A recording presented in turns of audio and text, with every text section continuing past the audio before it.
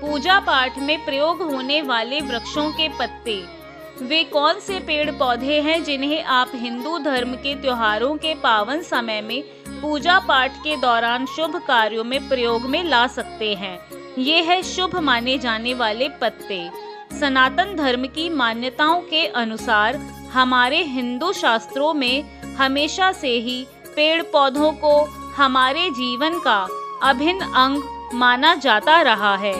इन पेड़ पौधों के बिना हमारा जीवन अधूरा है। पेड़ पौधों से हमें ऑक्सीजन तो मिलती है और वातावरण भी हरा भरा रहता है। इसके अलावा हमारे हिंदू धर्म में कुछ ऐसे वृक्ष अथवा पेड़ पौधे भी हैं जो धार्मिक नजरिए से भी काफी महत्वपूर्ण माने जाते हैं। प्राचीन काल से ही इनकी सुरक्षा करना हमारी संस्कृति का एक हिस्सा रहा है। खास तौर पर हमारे हिंदू धर्म में पौराणिक समय से ही पूजा पाठ जैसे शुभ कार्यों में वृक्षों की काफी सम्मान दिया जाता है। तमाम मांगलिक कार्यक्रमों और बहुत सी प्रकार की पूजा पाठ में कुछ प्रमुख पेड़ों के पत्तों का अपना अलग ही एक महत्व है, जिनके बिना कोई भी मांगलिक कार्यक्रम पूरा नहीं हो सकता है। आज हम आपको सनातन धर्म के शास्त्रों के अनुसार हिंदू धर्म में शुभ माने जाने वाले 9 वृक्षों अथवा पेड़ पौधे के पत्तों के बारे में विस्तार से बताने जा रहे हैं, जिन्हें आप साल भर चलने वाले अपने घर, कारोबार अथवा अन्य किसी भी तरह के मांगलिक कार्यों में या हिंदू त्योहारों के समय पूजा पाठ के दौरान शुभ कार्यों के प्रयोग में ला सकते हैं। पहला, केले का पत्ता। हिंदू धर्म में केले के पत्ते को पूज्य और पवित्र माना गया है। किसी भी तरह के पूजा पाठ के दौरान केले के फल, तने और पत्ते का बहुत उपयोग किया जाता है।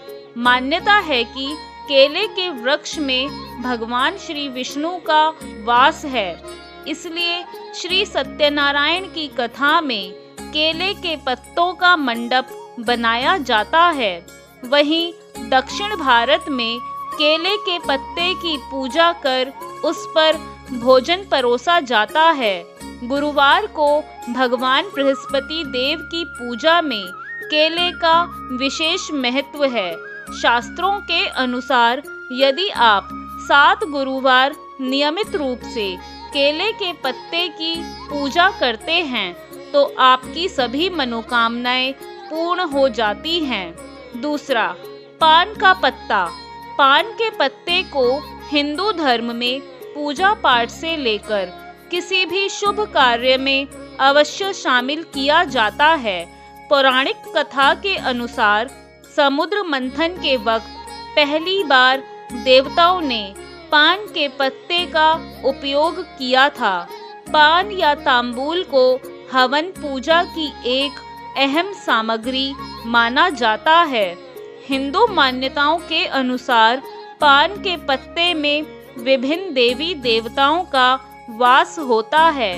पान के पत्ते के ठीक ऊपरी हिस्से में इंद्र एवं शुक्र देव विराजित हैं। बीच के हिस्से में माँ सरस्वती विराजमान हैं और पत्ते के बिल्कुल निचले हिस्से में माँ महालक्ष्मी जी विराजित हैं। भगवान शिव पान के पत्ते के भीतर वास करते हैं। हिंदू मान्यता के मुताबिक पूजा की थाली में फटा हुआ, सूखा हुआ पान का पत्ता कभी भी इस्तेमाल नहीं करना चाहिए। वहीं दक्षिण भारत में किसी भी शुभ कार्यक्रम में भगवान से प्रार्थना करते समय पत्ते के भीतर पान का बीज और कुछ रुपए रखने का प्रावधान है। शास्त्रों की माने तो रविवार को यदि आप किसी खास मांगलिक कार्य को करने के लिए घर से बाहर जा रहे हैं तो आप अपने पास पान का पत्ता अवश्य रखें। ऐसा कहा जाता है कि पान का पत्ता अपने पास रखने से आपका कार्य अवश्य पूरा होता है। तीसरा, पीपल का पत्ता। हिंदू धर्म में पीपल वृक्ष को देवों का देव कहा गया है। मान्यता है कि इस पेड़ में सभी देवी देवता और पितरों का वास होता है। भगवान शिव को पीपल का पत्ता भी अधिक प्रिय है। कहा जाता है कि भगवान शिव पर पीपल के पत्ते को अर्पित करने से शनि के प्रकोप से बचा जा सकता है।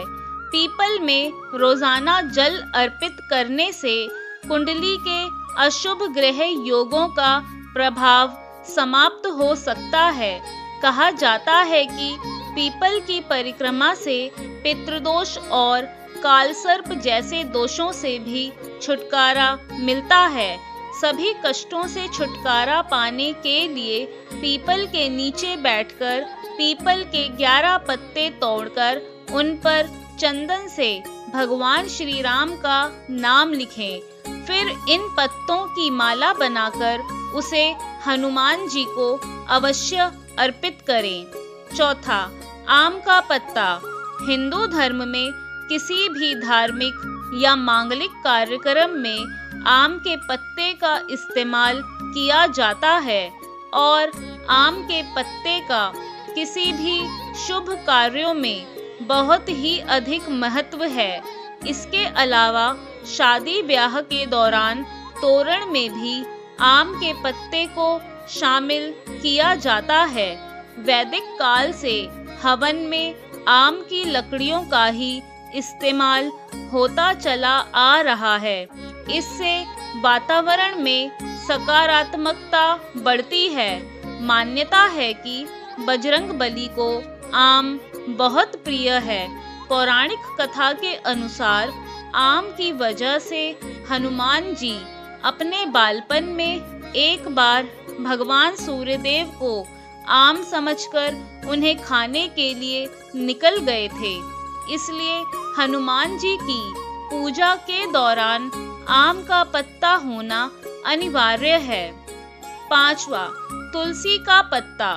हिंदू धर्म में तुलसी को सबसे पवित्र पौधा माना जाता है।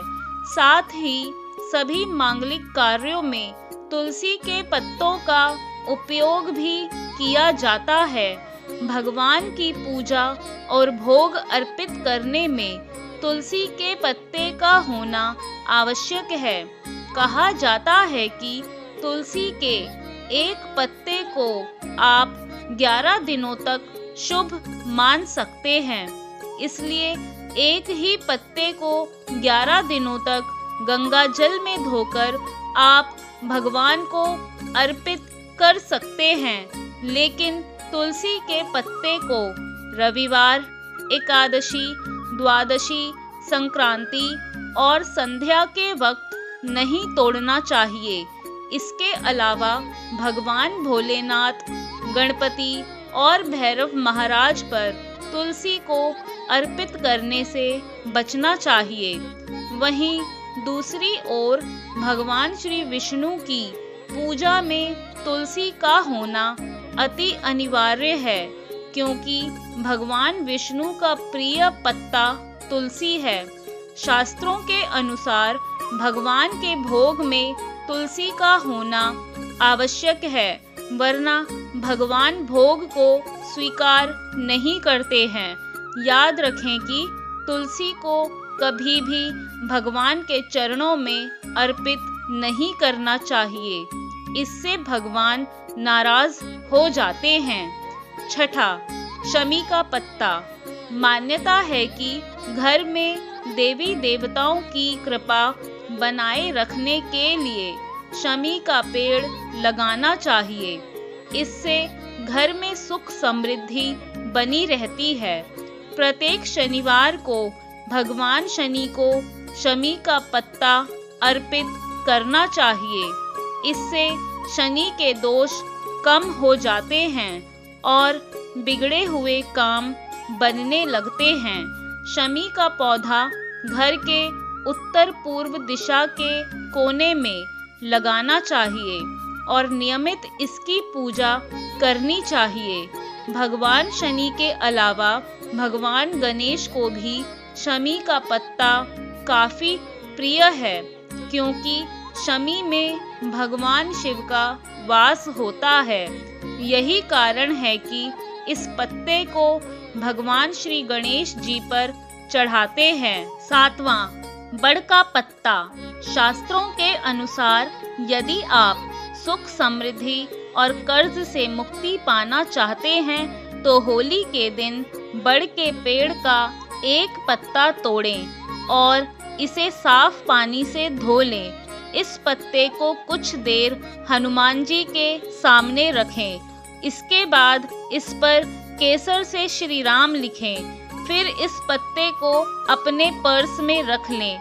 बड़ का पत्ता अपने पास रखने से काफी समय से चले आ रहे कर्ज से मुक्ति दिलाता है। 8वां, बेल का पत्ता यानी बेलपत्र। शास्त्रों के अनुसार कहा जाता है कि भगवान शिव की आराधना बेलपत्र के बिना अधूरी है। शिवलिंग पर अभिषेक के दौरान बेलपत्र को चढ़ाना आवश्यक है, क्योंकि इससे लक्ष्मी की प्राप्ति होती है। इसके अलावा बेलपत्र को चतुर्थी, अष्टमी, नवमी, चतुर्दशी, अमावस्या और किसी भी माह की संक्रांति में नहीं तोड़ना चाहिए। शास्त्रों की माने तो अगर आपको नया बेलपत्र नहीं मिल पाता है तो आप किसी मंदिर में दूसरे के चढ़ाए हुए बेलपत्र को भी धोकर उसका इस्तेमाल कर सकते हैं। वहीं बेलपत्र को शिवलिंग पर सदैव उल्टा अर्पित करना चाहिए। बेलपत्र में जितने अधिक पत्ते होंगे उतना ही उसे उत्तम माना जाता है। ध्यान रखें कि बेलपत्र में चक्र और वज्र नहीं होना चाहिए। बेलपत्र को तोड़ते वक्त केवल इसकी पत्तियां ही तोड़नी चाहिए। 9वां, सोम की पत्ती। पौराणिक काल से सभी देवी देवताओं को सोम की पत्तियां अर्पित की जाती थी। वर्तमान में इन पत्तियों का मिलना काफी दुर्लभ है। प्राचीन काल में सोम की पत्तियों से निकले रस को सोमरस कहा जाता था। यह नशीला नहीं होता था। खास बात यह है कि सोम लताएं पर्वत की श्रृंखलाओं में पाई जाती है। आशा करती हूँ दोस्तों हमारी हिंदू संस्कृति में पेड़ पौधे और वृक्षों को लेकर जानकारी आपको पसंद आई होगी। वीडियो पसंद आई तो वीडियो को लाइक, शेयर, कमेंट करना ना भूलें और अगर आप हमारे YouTube चैनल पर पहली बार आए हैं तो चैनल को सब्सक्राइब भी करें। धन्यवाद।